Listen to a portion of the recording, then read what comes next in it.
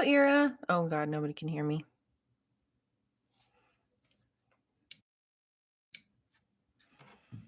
Hi, Cryptid.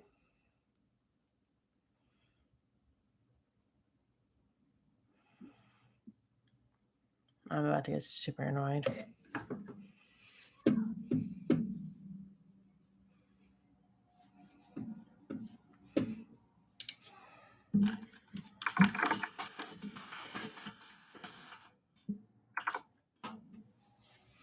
Hello, everybody. Hello, Space. Hello, Alicia.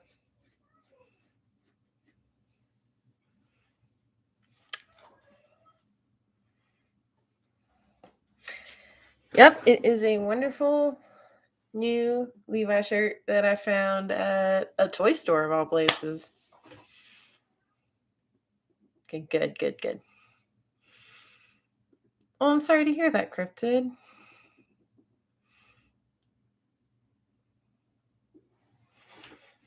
Good. The only reason I asked if you guys can hear me is I don't have my little green dot because YouTube's being YouTube. And the stream feature just didn't want to kick on for me right away. It took me like when I went to do go live, it wouldn't load. Then when I did that, it like loaded twice. Like I'd gotten through the whole thing, I hit go live and it hadn't loaded my preferences for my camera or anything. And then it like reloaded everything. I was like, come on, YouTube, please just work.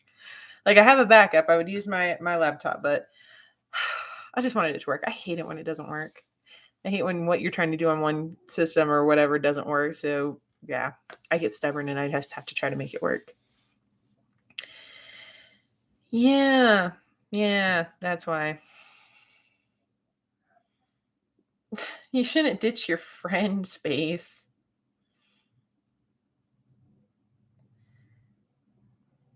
Says I have two. You guys say I have two, but no, YouTube only tells me I have one. Who is the liar? I'm going to go with YouTube.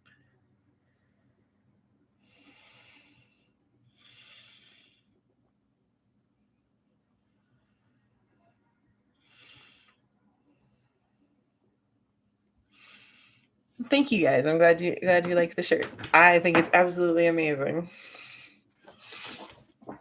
I'm so glad they're making more Levi shirts. It's like, where the hell did all the Levi love go? Now it is here. Not that I don't love Aaron or the Scouts, but you know, Levi's like the second main character. We needed more.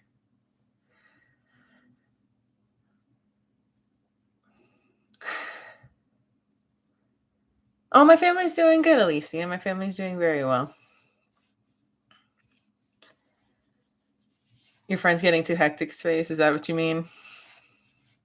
I'm sorry you can't focus, Cryptid. If you don't feel like sticking around, if it feels too overwhelming, I more than understand you taking some time for yourself.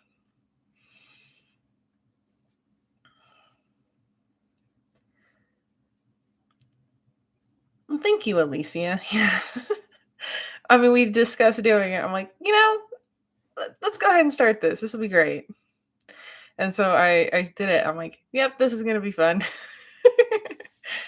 Especially since I feel really proud of myself because I was able to pull off some really cool editing tricks that I haven't gotten to work in the past, and I finally got them to work. Like they're not perfect, but they're good enough. So I got myself a Harry Potter shirt in the shirt, but I don't mind.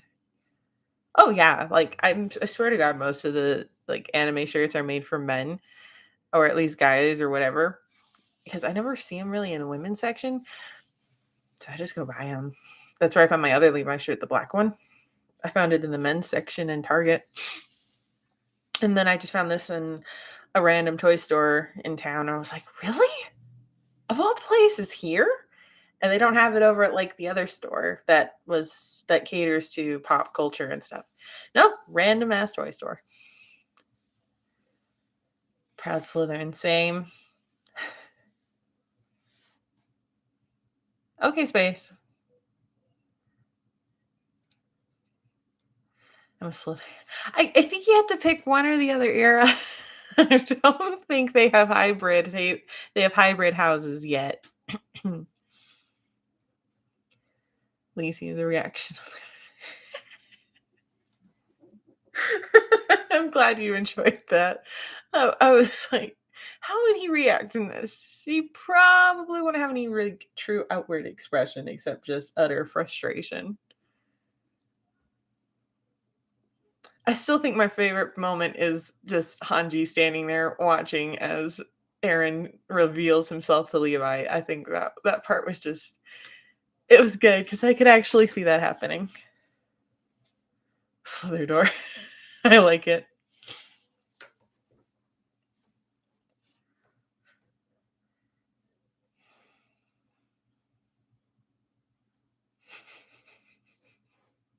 God, there'd be so many different combinations for hybrid houses. It'd be crazy. Got a Naruto Hello Kitty book bag and some Naruto socks. Nice. That's good. That's fine here. There's so much Naruto. Like, I love the Naruto Hello Kitty crossover. It's adorable. I absolutely adore it. Like, if I were into one or like if I were into both or strongly into one, I probably would get the stuff, but I'm just not. Don't get me wrong, I think it's great, but I personally just want to own any just because it's not my fandom. But I think it's great when they do it. I think it's freaking adorable, and I wish they would do a series or at least a couple of episodes where it's Hello Kitty characters in the Naruto world. I think that'd be just fantastic. Watching all of them do the random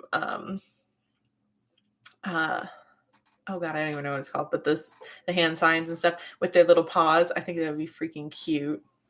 I'd watch the hell out of that special. I'm a Gryffindor all the way. Nice. Do you ship Naruto and Sasuke? Very interesting question. I actually don't hate the canon ships in Naruto. I could see Naruto and Sasuke maybe if Sakura and Hinata died tragically.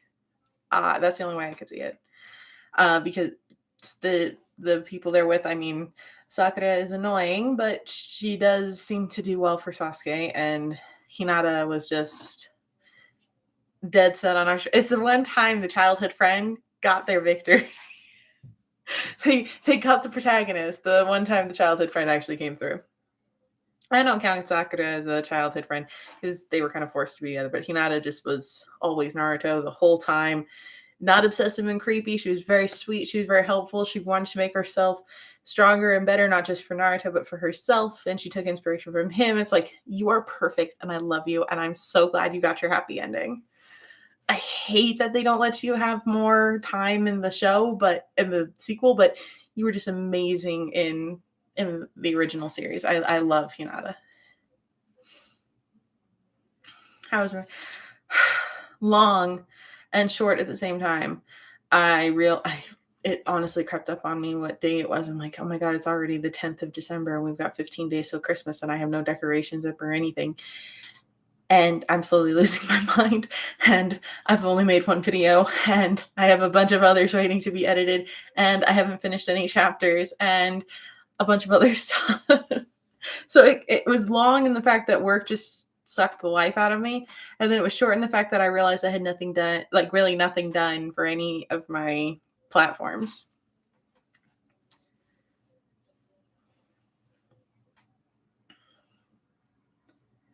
Interesting. I like it, Ira. Well, thank you, Alicia. It's fun to talk to all of you guys. You guys are all amazing. And you definitely keep Saturdays interesting. There is an upcoming Saturday. I will not be streaming. So, Saturday the 24th, I will not be streaming. We're going away for Christmas, so I won't be here, and I'm not going to stream at my family's house.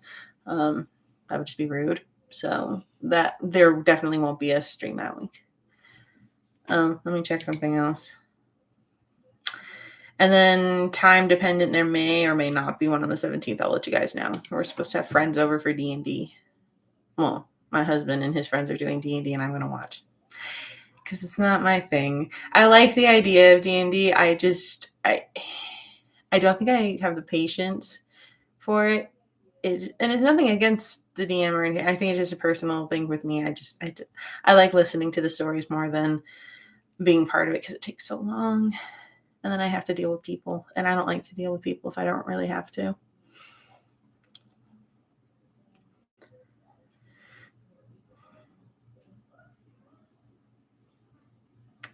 That was a very complicated situation, Era. Did any of you guys play D&D? Do you guys enjoy it? Do you guys was your experience good or what?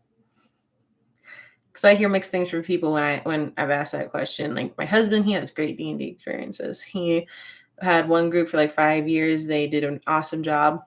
That's actually who we're playing with, is his original DM, and a new group. And yeah, and I like hearing the stories from their first group. They're hilarious. Oh, she's doing good. No, don't blame me. I mean, it's not bad. If you're into role playing, if you're into actively telling a story with people and being very involved in it, D&D is great. I think I prefer world building on my own. I don't know. I think, yeah, it's just a personal thing.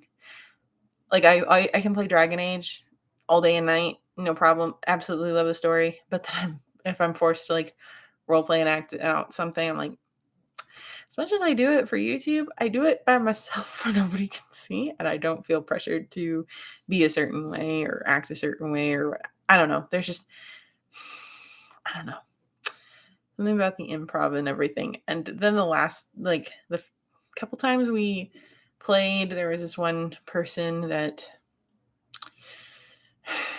what did my husband call him? It's like a rules lawyer or something like that, where somebody goes by the, like explicitly by the rules of D&D. And they're constantly looking up and shoving them in the DM's face, not trusting the DM's decisions and stuff. And he was very much like that. And he also very much wanted to be like the main character. And it's like, dude, you're kind of sucking the life out of all of this. Because he wanted to be the one making decisions. He was always telling people off for their decisions. He was a lot of things. It was very unpleasant. It made for a very unfun experience.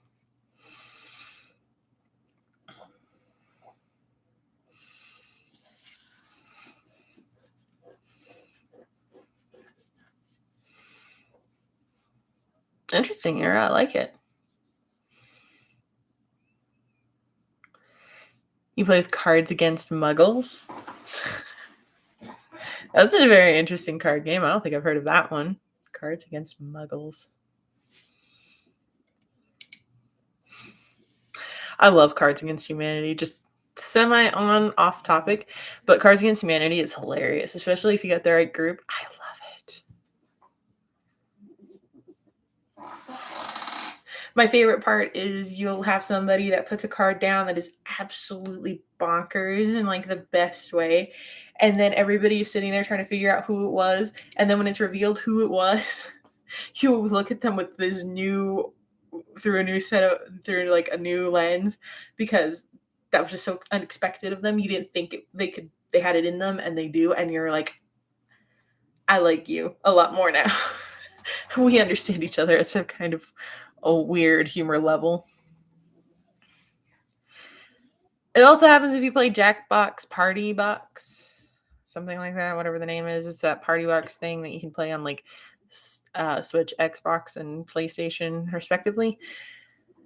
There's one, it's Quiplash. Oh, God. You get the right people with the right prompts, and it's honestly the funniest you will hear all day.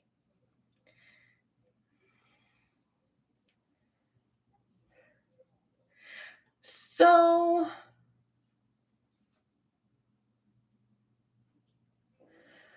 I I don't know why they don't have Nagas. I think they actually mentioned in the one of the in the actual Fantastic Beasts and Where to Find Them little book, which I don't think is actually a textbook, because if a textbook is that thin on magical beasts and where to find them, first off, Newt didn't do a very good job of finding them. Second off, if he did, he didn't do a very good job of writing about them. But they actually do, I think, mention Nagas very briefly. So, yes and no. They just aren't front and center. And then the regular mermaids, like, it's hard to say what a mermaid is because I think the ones in Harry Potter are supposed to be more siren like, where they're ugly and hideous, but they have beautiful voices that lure you in. I think instead of saying they were mermaids, I think Rowling should have called them sirens. It just makes more sense. Given their appearance, given their hostility, given their the fact that their voices are very melodic in the water, I think she should have gone with sirens instead of mermaids. Oh, I absolutely ship Hanji and Erwin. I think they work well. I also ship Hanji and Moblet. I think either pair works really well. I also have shipped Erwin and Nanaba because I thought they had good chemistry, even just for the few minutes they were on screen. And I ship Erwin and Mike sometimes, depending on the situation. I think they work well too. I do not ship Levi and Hanji. I do not ship Levi and Erwin. I do not ship Levi and Mike. I don't know what it is, and it's not just because I'm biased towards Aaron. It's more just you see how they interact, you see how they're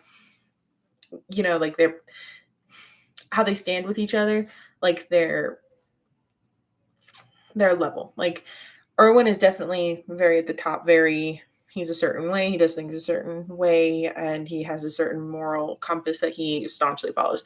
Then you have Hanji, who's absolutely chaotic, and she balances out Erwin's, stoicism and militaristic like personality with, showing him a different alternative. Levi just follows kind of his orders. He doesn't really question anything. He doesn't really, tell him no, and that's a problem.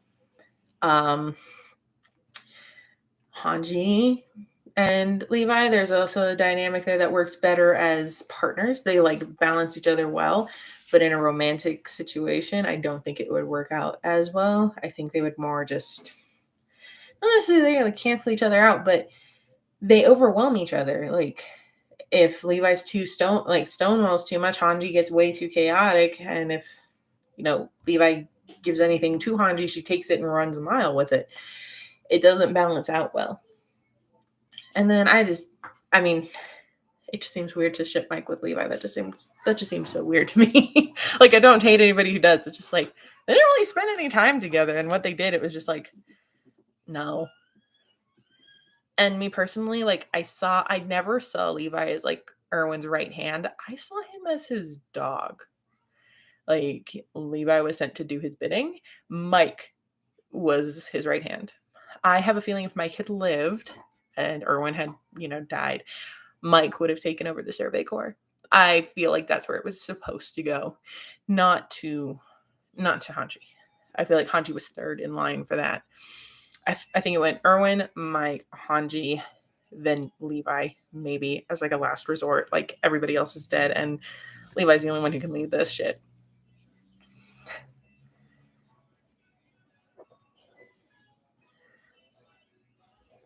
And plus, we don't get that four-legged dragon. We always get the two like dragons in the car. True. I think you're right. I think they should have done dragons like they did in Game of Thrones. Game of Thrones did dragons justice. They were awesome. And those dragons weren't even the biggest that they had, according to House of Dragons. What do you think Levi would do if Hanji pranked him? Prank her back. Bad. Like, it would be bad. Not in like it would kill her kind of way, but it would just be like you absolutely asked for this, and I did not hold back kind of way. Do you guys remember the dragon egg when you open it? It would be cool. Yeah, that would have been cool if it had. Yeah, I think I think it was shaped like a dragon egg to make the dragon want to protect it, and then it was magically like the voice of the mermaid was magically contained within it. Which, if honestly, I love Harry Potter. I really, truly do. But when you get down to it, they had a lot of magic that could do a lot of stuff, and they didn't do much with it. Like, uh, and you have to admire a bunch of people that can control themselves not to just overthrow the government every other week because they weren't happy with what somebody said. Because let's just be real, in reality, there would be a lot more revolts if we had magic. There would be a lot more. There would be a lot more turmoil if we had magic, just based on how humans are. Rowling wrote an ideal kind of utopian society for wizards and witches where they all cooperated and they all got along and they didn't decide every other week that they were going to overthrow the prime minister because they didn't like him. Given how Fudge went, I would have done it. I would have done it a lot sooner than that election. But she wrote a very utopian world. She's very idealistic in that. I'm like, no. If like a giant society had magic, there's no way you would be able to control them enough to, or control enough of them to prevent them from absolutely rioting all the time. And it's like, look at what happened at the World Cup for Quidditch. You had all those Death Eaters come out, and everybody ran. It's like, you people know how to do magic. Don't any of you adults who are veterans from this war know how to do it so you can fight these? No? Yeah, so you just run. Great. So, what?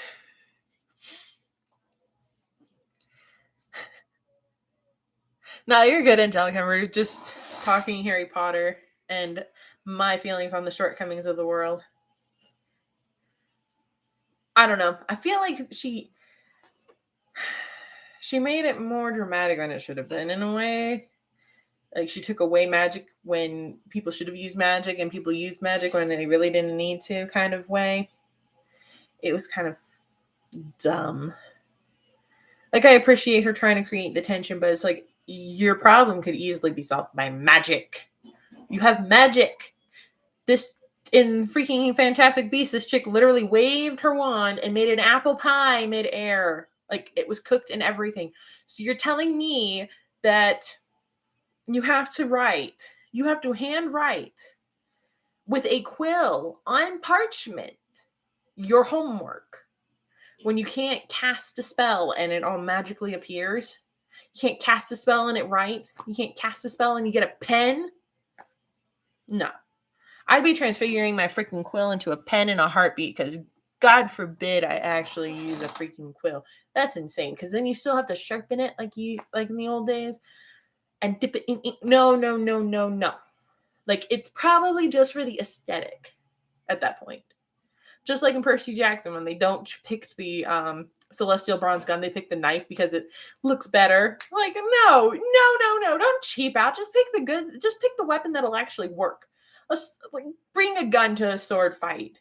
Bring a gun to a knife fight. Do that. Don't bring a knife. No.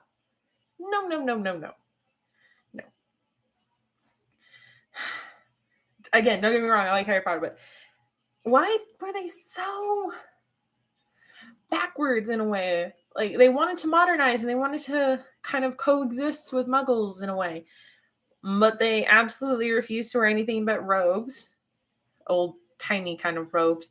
They could only wear their muggle clothes kind of in public if they were with muggles, but not a lot of them know how to dress. So it's like, how do you not know how to dress? How did you people grow up in like style eras like the 60s and 70s and even the 80s, and you don't have any sense of fashion? Unrealistic. I would bet you anything I bet you, like, James Potter would have certainly known how to coordinate his clothes. I bet you Sirius taught him how. Okay, I don't accept the fact that that they had absolutely no style, like they implied with Mr. Weasley. Like, Mr. Weasley, I think, I just got too excited. He wanted to wear everything that was Muggle, which, it's like, why are you so excited to wear Muggle clothes? It's just like regular clothes, just not robes.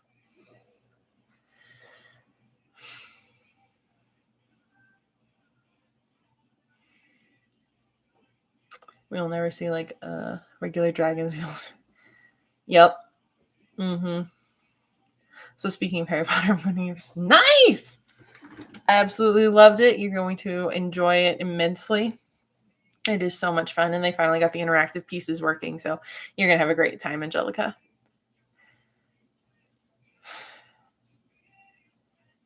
I haven't been in 14 years.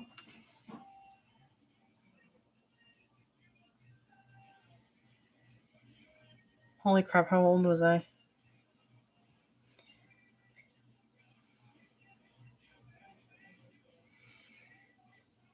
I think it's been open not that long.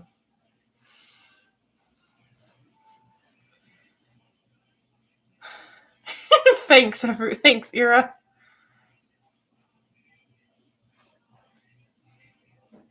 So I was 16 when I went to Universal. I went there for my Sweet 16. Foods to try, definitely butterbeer. They have honeydukes, so you can get any kind of chocolate, candy, whatever you want. I didn't really care for the chocolate frogs. They tasted old. Um, so yeah, tasted old. And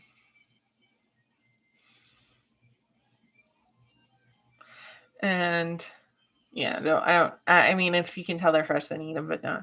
But yeah, they like butterbeer is the number one thing you got to try there. We didn't really eat there. We went to the Three Broomsticks, but it was full of people, and we didn't sit there and eat. We went and ate somewhere else in the park. Like Universal's a great park, so if you get a chance to explore it, do. There's a lot of things to see and a lot of things to do there. So, and a lot of really cool places to eat. If you ever go to Disney, the best place to eat is Animal Kingdom. Get really good stuff. Got the name of Thestrals. They're Thestrals era.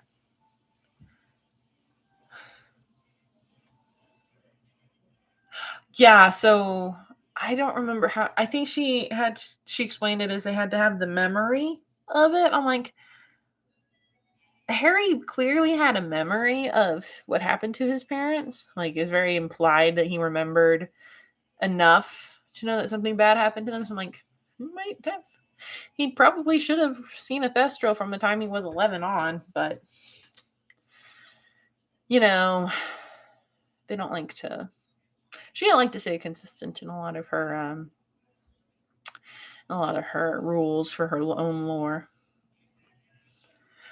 Butterbeer tastes like a really sweet butterscotch soda.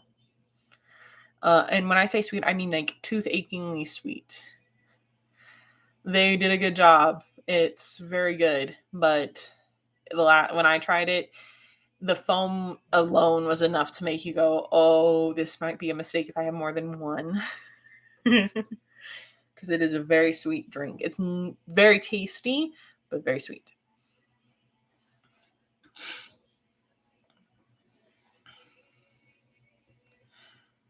I've gone to Disney World. It's a lot of fun.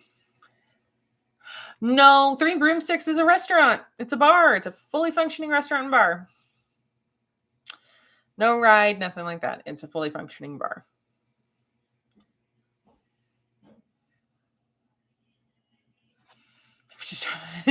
I'm fine here, thanks, though.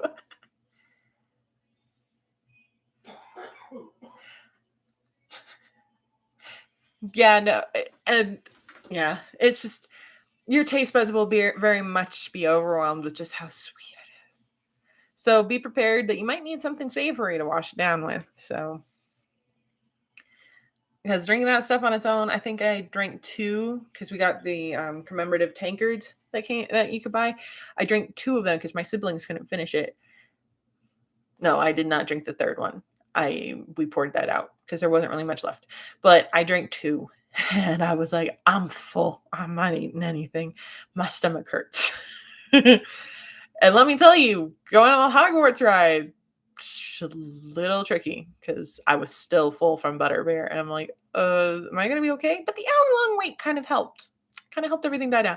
That was actually really awesome. I recommend just the Hogwarts ride, not for the experience, because I mean the experience was cool, but they rebuilt Hogwarts inside of it, and you can go through, and it's like an exhibition. You can just stand and see all these rooms, and You can pick out details and stuff from the movie. So they even include some stuff from the books that weren't in the movie. It's great. I love that part the most. I'm gonna be on a sugar high. Right.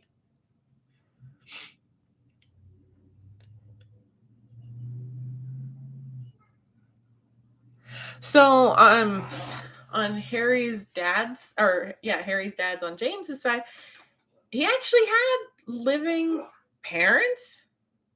Go figure. His dad, his entire family, actually, the Potters were famous um, potion makers. There actually was kind of a nod to him when Harry was drinking Skelligro, because his aunt, like I think either his grandfather or like an ancestor invented Skelligro, and the potion that Hermione used to straighten her hair in the fourth book was also created by one of Harry's relatives on his dad's side. So we got nods that they're great potion experts, but we never found out anything about them in the series, and that was all just post series. And there's actually something that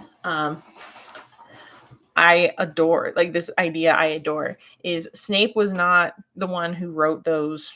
Well, he was the one who wrote those little notes in his book, but it was actually because he overheard James telling Sirius. This is like, really, James Potter, the son of a renowned potions master, wouldn't know how to do potions? Bullshit.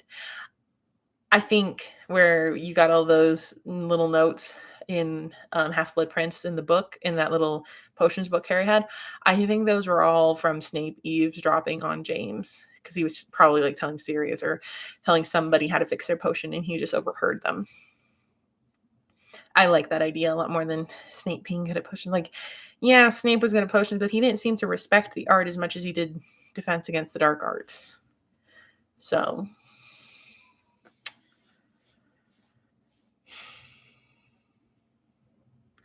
I never found that Snape ever tried to protect Harry.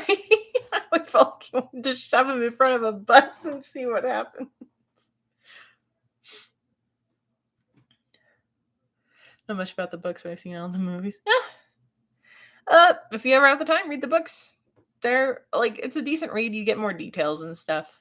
I think I've read the series 4 times all the way through. The first, like, Sorcerer's Stone is you can get it done in a day kind of book. Azkaban and Chamber of Secrets, a weekend each.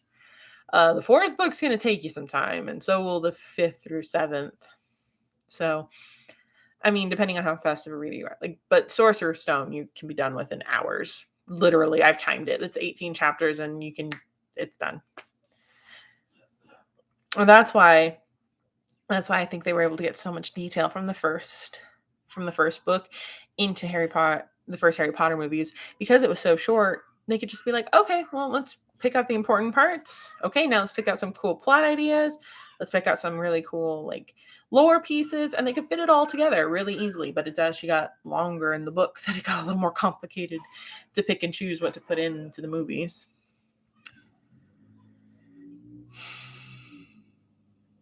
Yeah, I mean,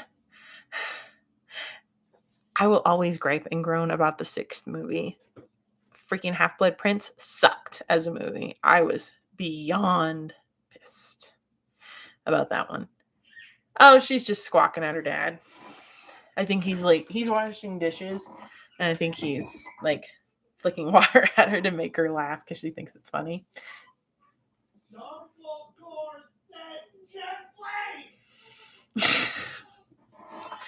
That's the 4th movie. I'm talking about the 6th.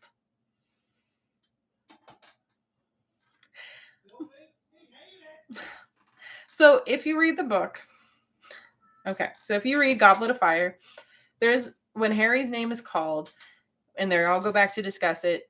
Dumbledore looks at Harry and goes, "Harry, did you put your name in the Goblet of Fire?" And in the book, it's written, "Harry, did you put your name in the Goblet of Fire?" Asked Dumbledore calmly. Then if you watch the movie, Dumbledore comes racing in, grabs Harry by like the throat and goes, "Did you put your name in the Goblet of Fire?" It's like, dude, calm down. So that's what was pissing Tech off.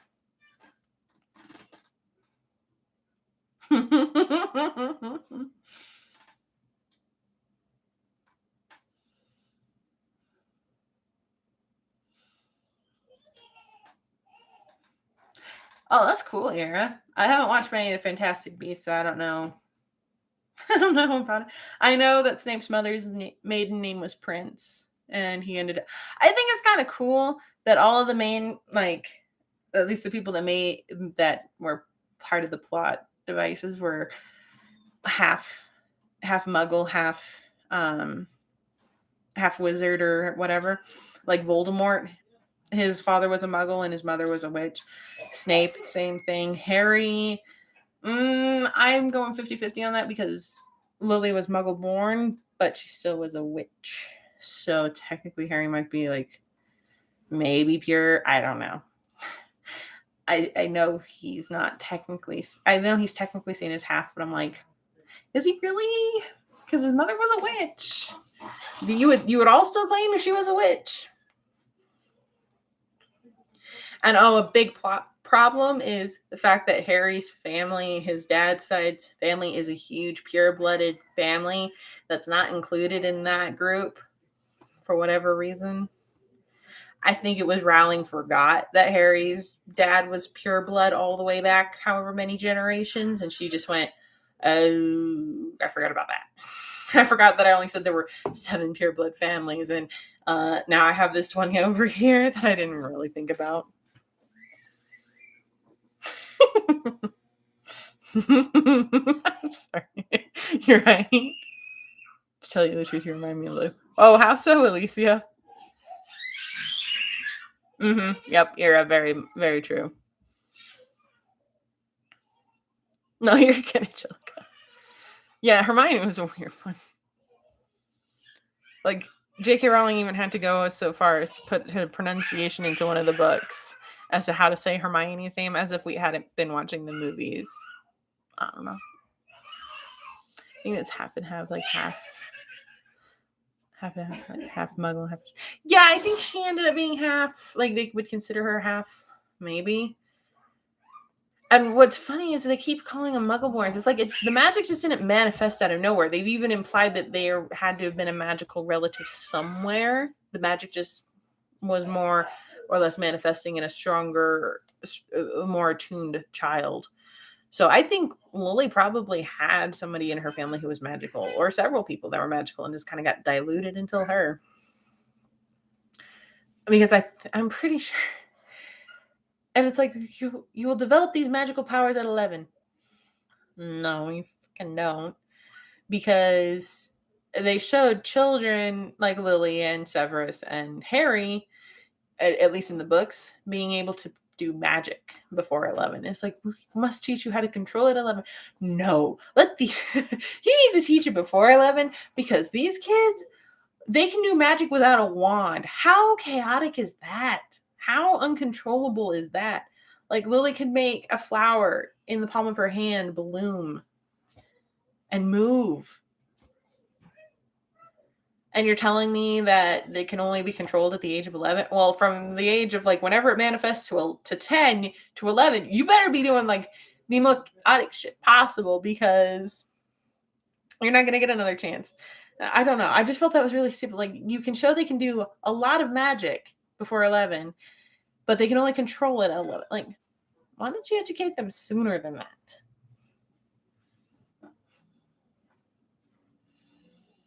Why don't they just say human? I'll get it. Fair.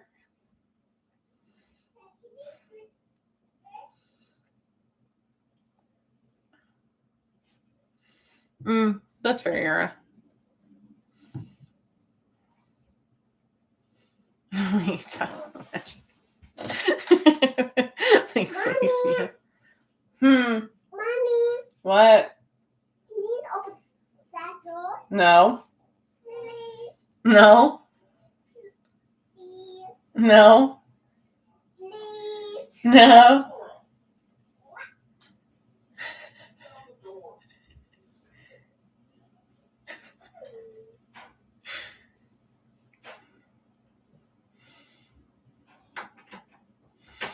original character from Harry Potter name is Harriet, and she's Harry's cousin. Oh, nice. That's very cool, Era. Oh, yes, I do love being a mom. She very much is a cute troublemaker.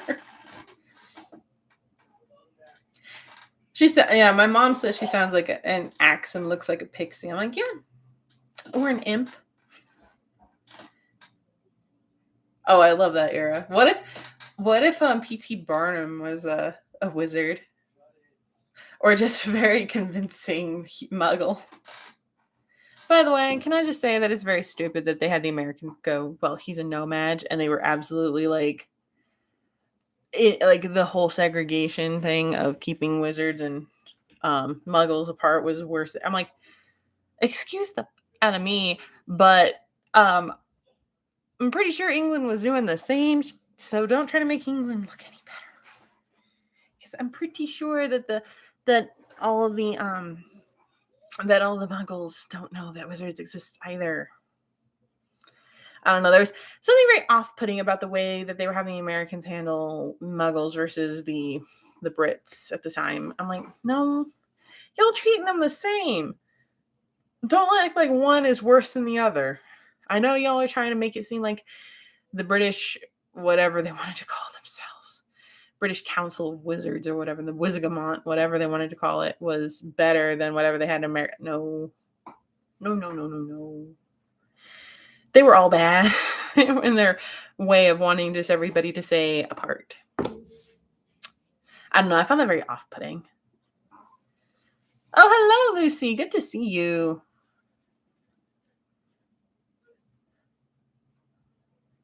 I like that, Angelica. I like that.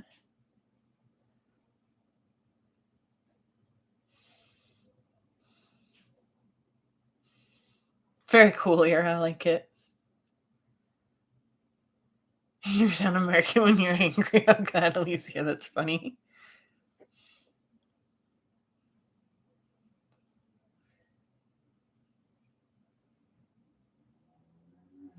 Kyle or those aren't bad names, Angelica. I'm good. How are you doing, Lucy? No, I live in England.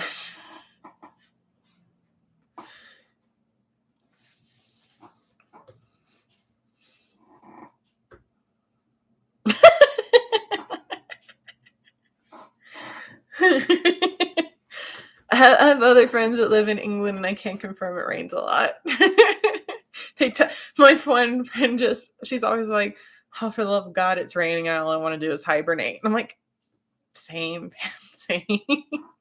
She's awesome. I've known her since I've been doing fan fiction, which I've been doing fan fiction since I was 18. Maybe no, 18 for sure. I've known her 10 years, almost 10 years about. Yeah. Yeah. It's crazy.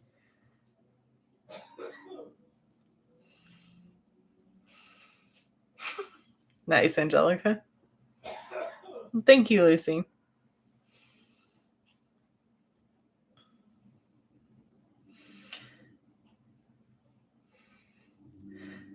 Era, I'm the same way. If I get mad enough or if I get lazy enough, I have a really pronounced Southern accent because I lived in Kentucky and Texas, and I picked up the accent. It's again, you have to either get me really mad or I have to be really lazy, and then I'll start speaking it. Or I have to watch a movie with a lot of Southern accent, like Steel Magnolias. Oh, I will watch that, and then I will start I will start speaking with my Southern accent. My husband thinks it's funny.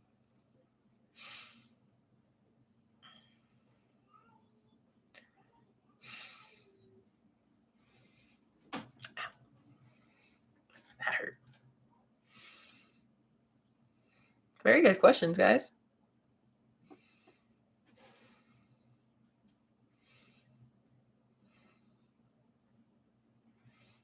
I'm kind of curious to see what Alicia will say.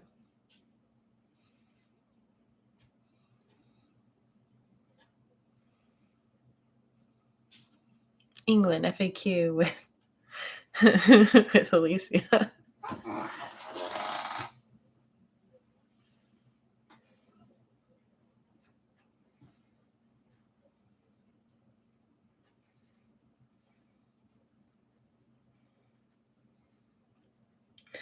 Yeah, yeah. So I actually do know a little bit about that, like both the real and the fictional witch trials in England. They went on for like hundreds of years. The one in the US, the Salem witch trials, was actually only known mass case, and then only lasted a few months. The one in England and Scotland and Ireland lasted several hundred years, like several centuries. It was horrible, and they killed so many people. So yeah, I did hear that they would get a few witches and wizards who didn't want to put up a fight for whatever reason. I'm like, if y'all caught me and you thought I was a witch, I'd make it worth my while getting out of there and burn all of you. Like, no, I'm not going down without a fight.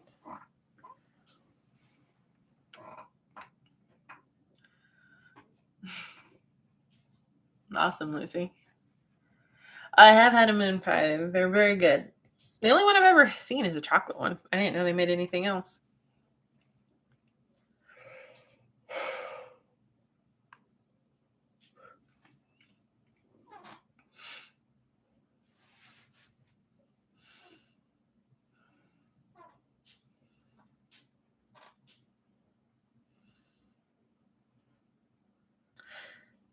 If you guys really want to like learn some kind of what British culture was or kind of is based on, Call the Midwife does a good job of showing what life at least is kind of like in England. It's really good. It's a really um, good representation, I think. It might be a little like old fashioned, but pretty sure not a lot has changed, like as far as the institutions of school and stuff. I think doctors have, where you used to have like a doctor that would make house calls. I think doctors should continue to make house calls. I really do. I feel like a lot of things could be made better by that. They make vanilla banana flavored ones. Yuck.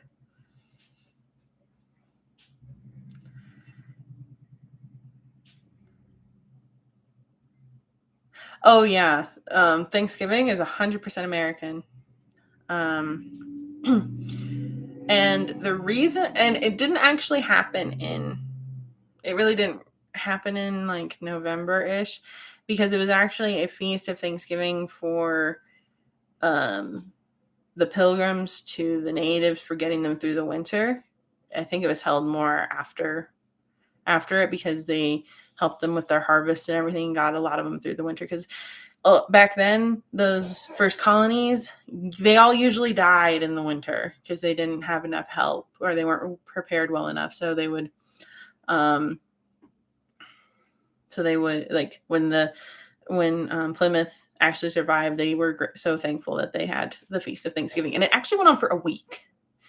Thanksgiving went on for a week in the very first.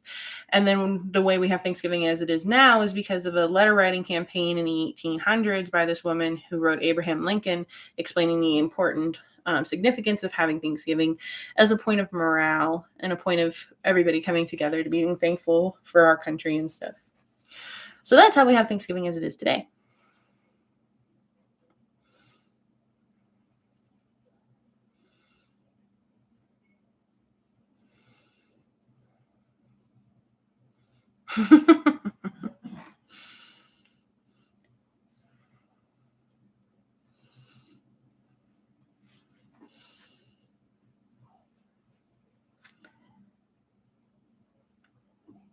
So Valentine's Day, interestingly enough, it's not like a Hallmark holiday as you would think it would be. It's actually based off of Saint Valentine and then Saint Valentine's feast day. I learned that from Catholic school because they wouldn't call it Valentine's Day, they call it Saint Valentine's Day. No, I'll let everybody else ask their questions, Alicia. I'm good for now. Yeah, and paid to go like St. Patrick's Day is St. Patrick's Day because again of a saint who so they say he expelled all the snakes out of Ireland. It's more he expelled all the pagans and witches out of Ireland. It had nothing to do with snakes. They just changed it to make it sound better. But actually, it's he expelled all of the pagans and some other groups from. So it's kind of a crusade. So St. Patrick's Day is to celebrate a man who expelled a bunch of innocent people who were against the church or just living their own life out of Ireland. Think about that when you're drinking on St. Patrick's Day.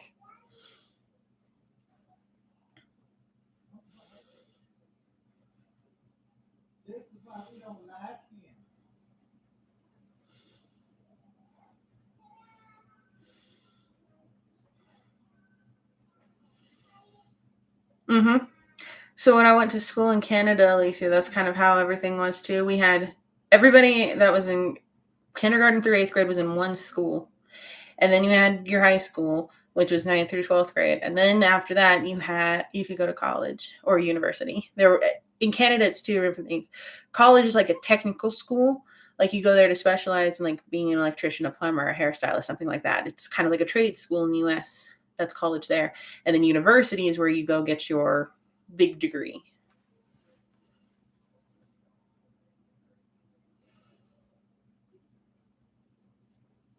Fair enough. Very, very nice cryptid. I like the hearts. But yeah, fair enough, Ira.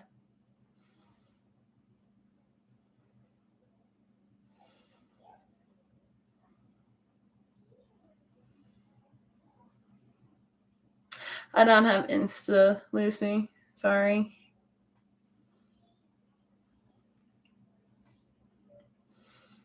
That's fair, Angelica. You don't have to talk about it.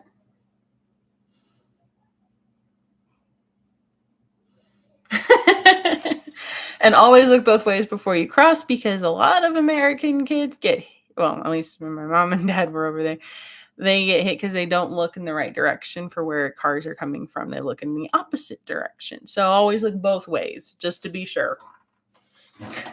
I know they always tell you look both ways when you're crossing the street, but we always look in the way we know the car's coming from. If we're not really sure where the car's coming from, we should probably look both ways, especially if we're not used to it in places like England and even Japan where they do the same thing. Fun fact, my sister actually had a license to drive in Japan and she learned how to drive on the opposite side, which I think is really, really cool. Hi, Angel. We're doing well.